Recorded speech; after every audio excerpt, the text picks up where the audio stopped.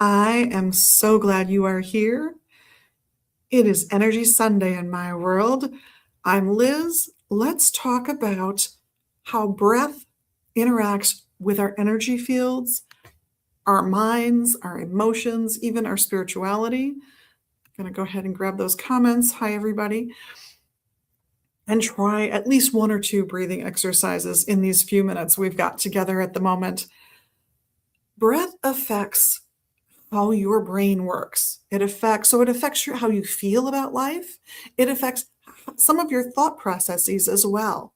This has been borne out by study after study that look at how we feel and what's going on. More research is needed, and I'm always happy to see more research, but we already have studies that show that just paying attention to how we breathe and practicing healthy breath work, even for a few minutes a day, is something that improves our ability to handle stress, our ability to be a happier human being while we're on this planet. It's sort of profound, the tiny changes done day after day and the impact they can have on who we are as a person and how good we are to ourselves and the people around us. So I wanted to try a few things. If you've never done any kind of breath work before, the first thing I want you to do is go to a mirror where you can see about as much of yourself as you can see of me, like shoulders and head. And the reason I want you to do this is I want to check on how you breathe. So don't really pay any attention to how you breathe, but start breathing. Just watch, observe what happens to this part of your body when you take a breath in and when you take a breath out. And if when you do that, you find that you look kind of like this, I have a hard time replicating that breath, that your shoulders go up a little bit and down a little bit with each breath, the most likely thing that's going on is you're only breathing with the upper part of your lungs. Your lungs do go all the way up to about here, just right behind the collarbone.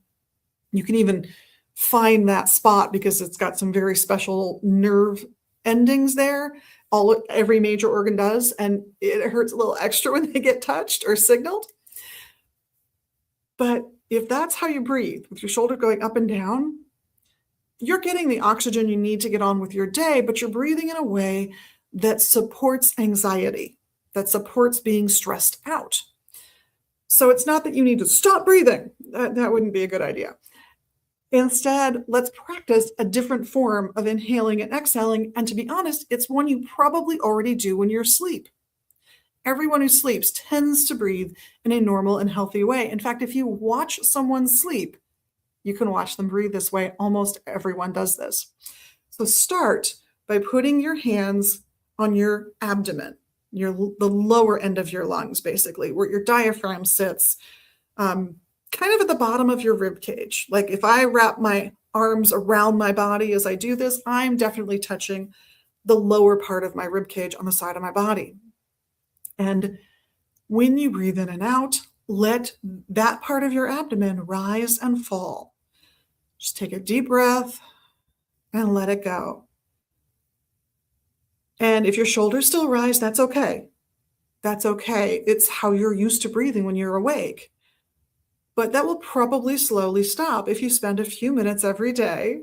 Heck, rewatch this video if you want to for a week or two, making sure that the muscle that helps you breathe, the diaphragm, is actually doing its job, that it is helping the lungs to expand. It does this actually by making more room for the lungs, and it's attached gently to the lungs, so it pulls the lungs gently open, and then letting the breath go when you relax that muscle, that diaphragmatic muscle.